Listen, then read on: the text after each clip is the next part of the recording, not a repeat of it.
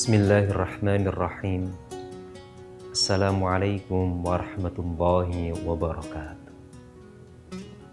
Alhamdulillahi rabbil alamin. Wassalatu wassalamu ala sayyidil awwalin wal akhirin, nabiyyina wa maulana Muhammadin wa ala alihi wa ashabihi ajma'in. Amma ba'd. Polos Tiar TV yang berbahagia dimanapun Anda berada. Alhamdulillah, kita kembali bisa bersama-sama mengaji dan mengkaji di program kesayangan kita, Titian. Kali ini kita akan mengkaji sebuah ayat di surah An-Nur. Sebagaimana kita tahu, Allah sebagai Rabbul Alamin, Tuhan semesta raya, mengenalkan profilnya yang termuat dalam 99 Al-Asma Al-Husna, 99 nama suci.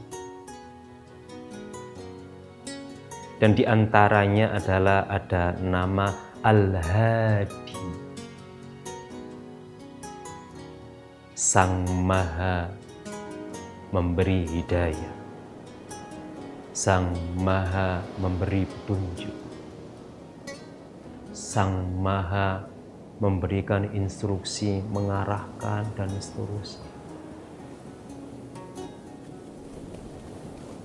Dalam surah An-Nur ayat 35, A'udzu billahi minasyaitonir rajim. Bismillahirrahmanirrahim. Allahu nurus samawati wal ardh. Ila akhiril ayat. Allah adalah cahaya langit dan bumi. Kalau dalam kitab tafsir Ibnu Katsir diriwayatkan dari Ibnu Abbas, yang dimaksud dengan Allahu nurus samawati wal ardh ay hadi ahlis samawati wal ardh.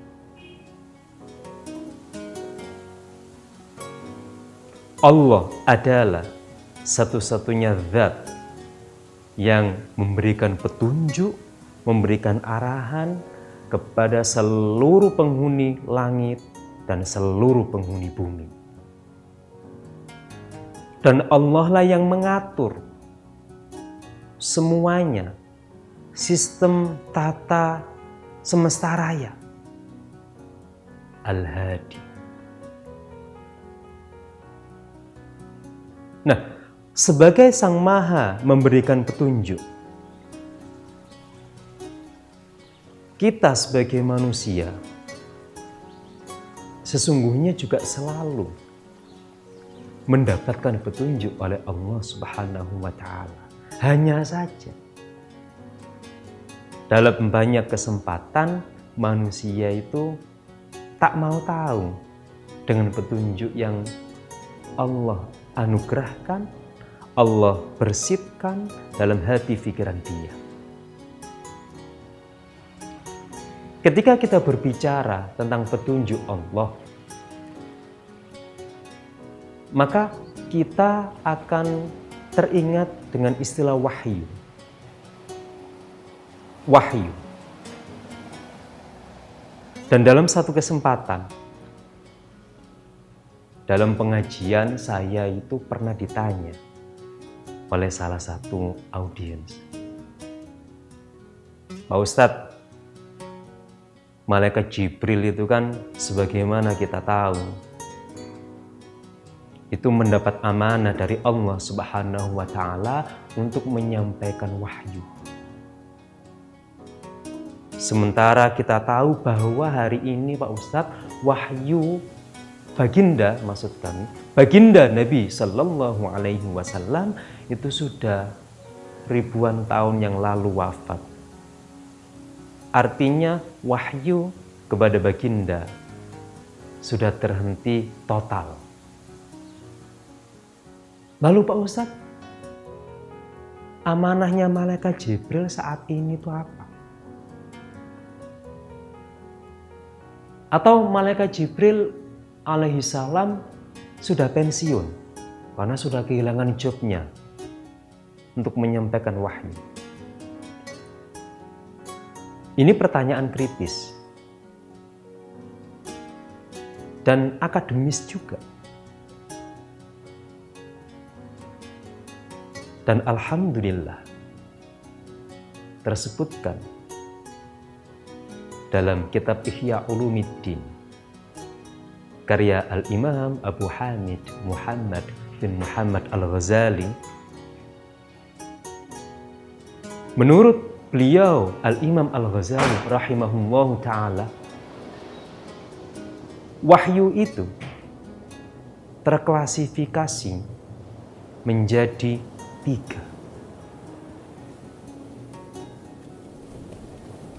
Yang pertama adalah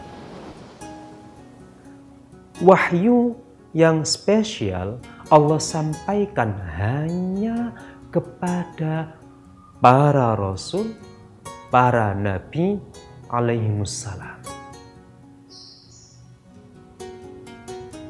Dan ini tidak Allah sampaikan kepada selain para nabi, selain para rasul alaihimussalam. Sebagaimana ditegaskan dalam Al-Quran, A'udzubillahi minasyaitonirrajim. Inna auhayna ilaika kama auhayna ila Nuhin wan nabiyyina min ba'di. Sesungguhnya kami, kata Allah, mewahyukan kepada engkau Muhammad sebagaimana kami wahyukan kepada Nabi Nuh dan kepada nabi-nabi setelah Nabi Nuh. Ini ada di surah An-Nisa ayat 163. Khusus hanya tersampaikan kepada para nabi dan para rasul, tidak ke yang lain. Berikutnya adalah wahyu yang Allah sampaikan kepada makhluknya yang berakal. Loh, selain nabi dan rasul itu punya peluang nerima wahyu tuh. Jangan kemana-mana, bro. Akan kita lanjutkan setelah ini.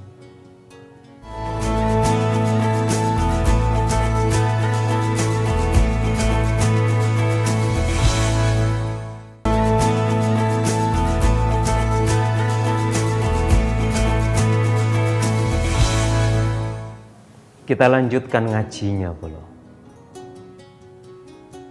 Dawuhnya Hujjatul Islam Al-Imam Abu Hamid Muhammad bin Muhammad Al-Ghazali rahimahullahu ta'ala. Klasifikasi wahyu pertama adalah wahyu yang khusus, spesial Allah sampaikan hanya kepada para nabi dan para rasul alaihimussalam. Yang kedua adalah wahyu yang Allah sampaikan kepada selain nabi dan rasul, dan makhluk itu punya daya berpikir. Atau begini, yang kedua ini wahyu yang Allah sampaikan ke seluruh makhluk selain nabi dan rasul yang punya daya pikir, yang punya akal. Dan yang punya daya pikir, yang punya akal ini siapa saja? Tentu pertama kita sebagai manusia. Kemudian siapa lagi? Makhluknya Allah Subhanahu wa ta'ala yang dikaruniai daya pikir, para malaikat. Malaikat itu juga punya daya pikir. Itulah kenapa di surah Al-Baqarah dulu ketika Allah memaklumatkan penciptaan Nabi Adam, itu malaikat bilang, ataj'alu fiha may yufsidu fiha wa yasfikut dima. Berikutnya siapa lagi makhluk selain manusia yang punya daya fikir? Jin, iblis. Sekalipun mereka adalah makhluk halus kategorinya, tapi mereka juga punya daya fikir dan lebih canggih dari manusia.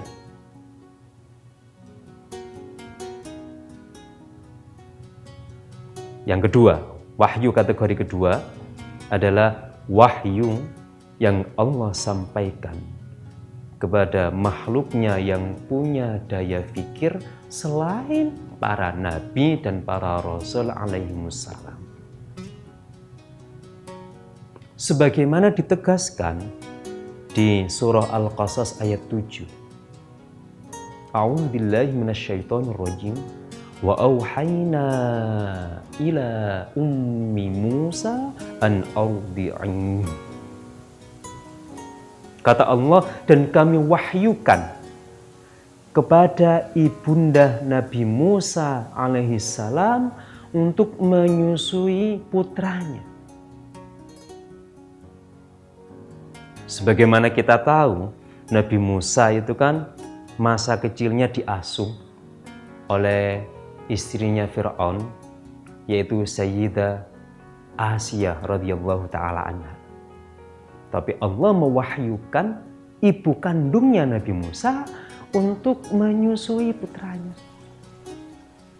Dan Al-Quran di surah Al-Qasas ayat 7 tadi menggunakan redaksi wa auhayna, dan kami wahyukan.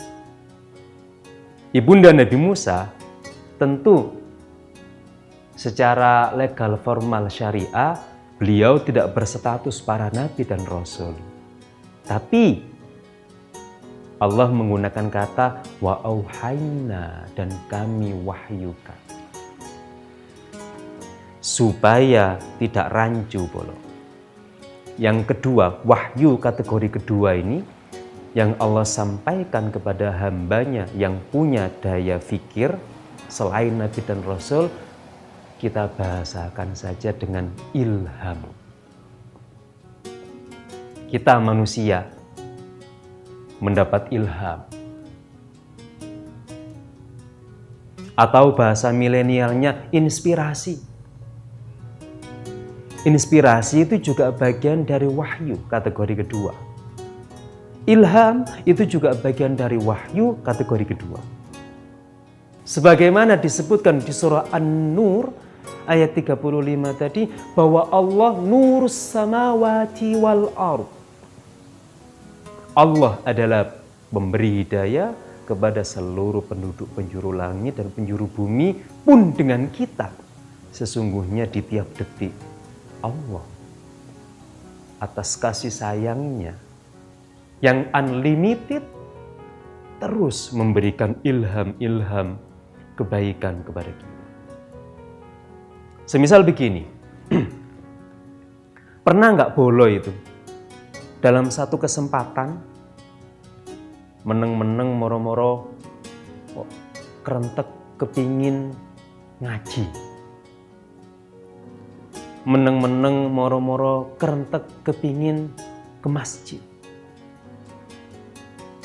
meneng-meneng moro-moro tidak biasa sholat malam, tapi saat itu tiba-tiba ada kerentek panggilan hati ingin sholat malam. Loh itu Bolo. Bisa jadi dalam pandangan Imam Abu Hamid Muhammad bin Muhammad Al-Ghazali dalam Ihya-nya, itu bisa jadi kerentek-kerentek positif kita yang spontan tanpa kita rencanakan, itu adalah bagian dari ilham dari Allah Subhanahu wa Ta'ala. Dalam rangka apa? Dalam rangka untuk memberikan hidayah kepada kita menuju kelebihbaikan sebagai seorang hamba, kelebihbaikan seorang hamba, terus kelebihbaikan seorang hamba. Makanya Bolo, ketika di satu momen kita itu mengalami kerentek positif seperti itu, sikap yang harus kita ambil adalah harus eksekusi saat itu juga. Karena sekali kita tunda, engko aiwes, maka ilham itu tidak akan terulang untuk yang kedua kalinya. Ilham jika semakin diperhatikan, semakin direspon, itu akan menguatkan receiver di diri bolo semuanya untuk sanggup menangkap gelombang ilahi semakin kuat. Tapi jika gelombang itu diacuhkan, kualitas receiver, daya tangkap ruhani kita terhadap nur Allah juga akan melemah. Berikutnya, yang ketiga. Apa yang ketiga ini? Jangan kemana-mana, Polo. Akan kita lanjutkan.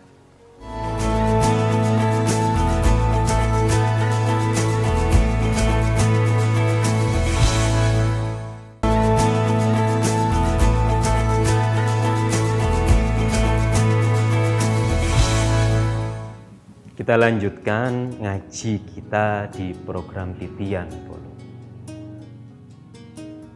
1 tadi, wahyu yang hanya khusus disampaikan kepada para nabi dan para rasul alaihissalam.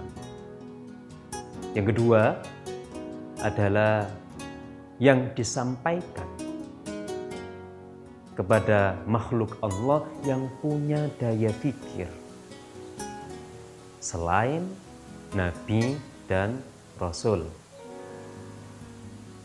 Kita berada di situ, di kategori wahyu yang kedua, atau kita bahasakan ilham. Yang ketiga adalah wahyu yang Allah sampaikan kepada makhluknya yang tidak punya daya fikir.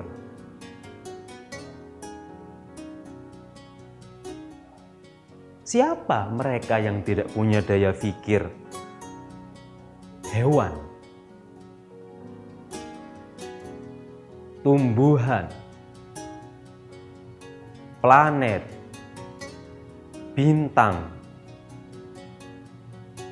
semuanya entitas yang ada di semesta raya ini semuanya berdasar wahyu yang telah ditetapkan oleh Allah. Sebagaimana yang ditegaskan dalam Al-Quran surah An-Nahl ayat 68. Wa auha rabbuka ilan nahli anittakhidhi minal jibali buyuta. Dan Tuhanmu Muhammad mewahyukan kepada lebah, wahai lebah, bangunlah rumah-rumah di sebagian gunung-gunung. Al-Quran menggunakan diksi wa auhayna, dan kami wahyukan. Dan yang menerima wahyu adalah makhluknya yang tidak punya daya analisa. Lebah, hewan. Kemudian di surah Ar-Rahman, Asy-syamsu wal qamaru bihusban. Matahari dan bulan itu mengorbit berdasarkan keteraturan. Wahyu kategori ketiga ini biasa diistilahkan dengan insting. Hewan bisa tahu bagaimana lebah membangun rumahnya, memproduksi madunya, kemudian berkawin. Tumbuh-tumbuhan tahu bagaimana cara berfotosintesis, bagaimana harus menyimpan sari makanan mereka dan di mana. Tata surya, planet, bintang, galaksi mengorbit secara teratur dan tak saling bertabrakan, dan itu semuanya berdasarkan wahyu yang Allah sampaikan kepada makhluk-makhluk ini yang tidak punya daya analisa.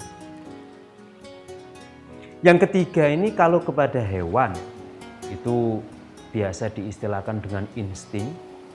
Kalau kepada tumbuhan dan materi semesta raya itu biasa diistilahkan dengan sunnatullah atau hukum alam.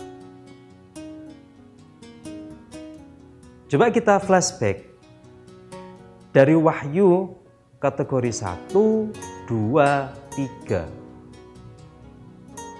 Yang pertama tadi Allah berfirman, Inna auhayna, sesungguhnya kami Allah mewahyukan.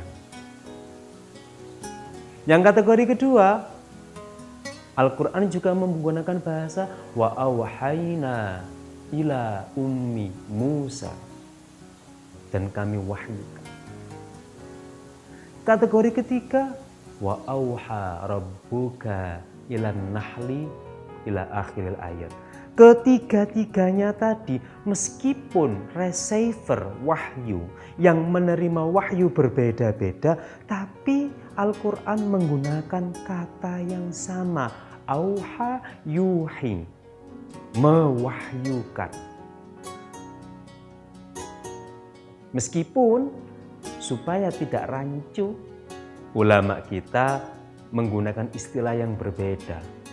Wahyu pertama disebut wahyu, yang kedua disebut ilham, yang ketiga disebut dengan gharizah atau insting atau sunnatullah, hukum semesta raya. Itulah bolo. Maka sesungguhnya Allah itu nyata. Nurus samawati wal ardi. Surat An-Nur ayat 35, nyata bahwa Allah lah cahaya langit dan bumi. Karena keberlangsungan semesta raya ini semuanya berdasarkan keputusannya. Maka pertanyaan tadi, apakah malaikat Jibril sudah pensiun? Justru malaikat Jibril lah yang mendapat amanah paling luar biasa dari Allah Subhanahu wa Ta'ala. Malaikat Jibril lah malaikat yang tak pernah pensiun, karena beliau adalah manajer tata semesta raya. Dan pada akhir zaman nanti, sebagian ulama ahli tafsir berpendapat malaikat Jibril lah termasuk panitia kiamat. Gitu bolo ya. 3 wahyu yang mungkin kita dapatkan dan pasti kita dapatkan. Karek gelem opo gak perhatian. Perhatikan bisikan hati yang murni, yang suci. Bisa jadi itulah cara Allah menuntun kita supaya lebih baik, supaya terselamat, dan pada akhirnya mendapatkan rahmatnya dalam pelukan kasih sayang. Semoga bermanfaat. Terima kasih telah setia menyaksikan. Insya Allah jumpa kembali di episode berikutnya. Ihdinas siratal mustaqim. Wassalamualaikum warahmatullahi wabarakatuh.